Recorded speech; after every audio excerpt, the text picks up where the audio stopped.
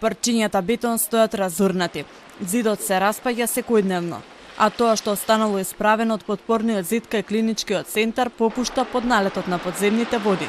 Никој не знае уште колку време има додека да се урне целосно. Сликата во дворот на детската клиника со месеци е ваква. Купишта раскршен бетон и урнатини стојат веднаш до жарденирите.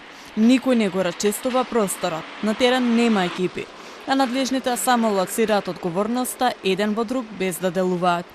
Министерот за здравство Таравари тврди дека подпорниот зид без проблем би го санирале тие како институција, но само ако се утврди дека тоа е во нивна надлежност. Сме во процедура, мора да се расчистат, значи на кого припаѓа тој, дали смееме таму да изградиме, инаку не е некаков проблем да го превземеме ние како министерство да го направиме тоа.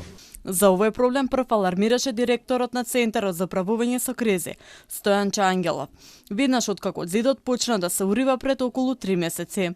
Тогаш од СУК кажаа дека не е проблем само тој, туку и подземните води кои што избиваат од зидот.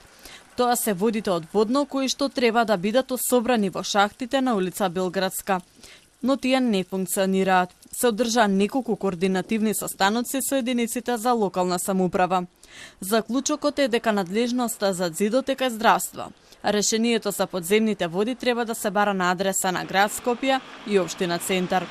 Во меѓувреме, подземните води продолжуваат да течат во реонот на Водно, каде што има и бројни подпорни зидови кои се во опасност, дека ги чека истата судбина како зидот кај клинички.